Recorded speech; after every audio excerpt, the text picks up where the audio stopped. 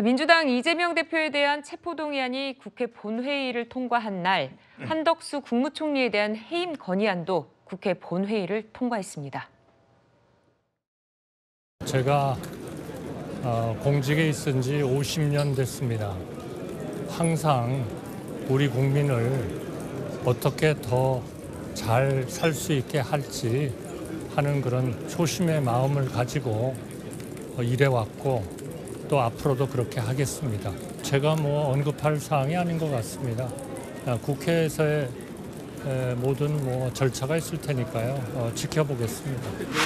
국무총리 한덕수 해임 건의안은 총 투표수 295표 중 가 175표, 부 116표, 기권 4표로서 가결되었음을 선포합니다. 네, 국무총리를 대상으로 한 해임 건의안이 발의된 적은 있었지만 이현정 의원님, 이번처럼 국회 본회의에서 가결된 건 헌정사상 처음이었죠? 그렇죠. 지금 같은 국회 구성, 워낙 이제 야당이 압도적인 의석을 갖고 있기 때문에 아마 이 통과가 이제 된 것 같습니다. 그런데 과연 지금 한덕수 국무총리가 정말 이렇게 해임 건의안이 통과될 만큼 법과 이 헌법에 위반된 행위들이 있었는지, 만약 그랬다면 탄핵 조치를 했겠죠.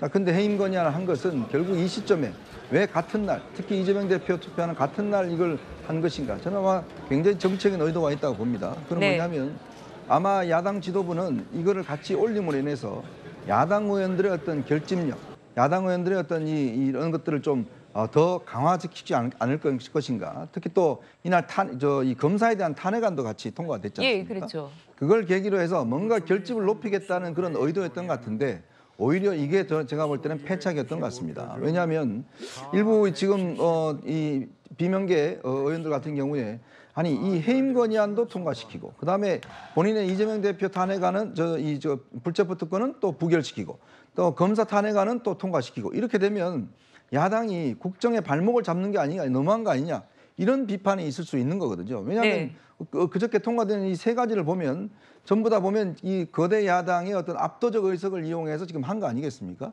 그런 상황이라면 검사 탄핵도 거의 제가 볼 때는 처음 보는 일이고 정말 이 거대 야당들이 처음 하는 일들을 이렇게 하는 것 자체가 굉장히 부담스러웠던 거죠. 결과를 놓고 보면 저는 야당 이 지도부의 전략 자체가 상당히 실패했다 이렇게 보고 있습니다.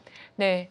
국회 총리 해임 건의는 헌법상 보장돼 있긴 하지만요. 말 그대로 법적 구속력이 없는 건의입니다. 이를 받아들일지는 대통령 결정에 달려 있는데 그런데 박성기 의원님, 수용하지 않겠다라는 방침으로 알려져는 있어요. 네, 그러니까 명시적으로 윤 대통령이나 대통령실이 밝힌 바는 없습니다. 근데 뒤집어서 한덕수 총리의 일정을 한번 쭉 체크해 보면 알 수가 있어요. 9월 21일 본인에 대한 그 해임 건의안이 통과된 날 한덕수 총리는 불의유 돕기를 하고 저녁에는 부처 차관들 격려 만찬 예정된 일정을 그대로 소화를 했습니다. 그리고 본인과 그 자리에서 한 얘기가 국민들이 판단하실 것이다. 우리는 우리의 할 일을 잘 하면 된다. 이렇게 말한 것으로 일단 발표가 됐어요. 그러니까 아무런 본인 자신이 자신의 거취에 대해서 전혀 흔들림이 없다. 그런 얘기는 대통령이 받아들이지 않을 거라는 걸 반증하는 것이고요. 대통령실의 입장도 같습니다. 그리고 9월 23일 오늘이 되는데 항저우에 지금 한 총리가 있어요. 그래서 시진핑 중국 주석과 양자회담을 하게 돼 있습니다. 그러니까 그 총리가 전혀 국회의 해임 건의안이 받아들여질 가능성을 1%도 생각하지 않는 것 같아요. 그렇다면 이게 대통령실과 윤석열 대통령의 뜻이 없이는 이렇게 할 수 없는 거 아니겠습니까? 그렇게 읽으면 될 것 같습니다. 네, 헌정사상 최초의 국무총리 해임 건의안 통과, 대화가 없어진 여야의 극한 대치를 보여주는 단면으로 느껴지는데요.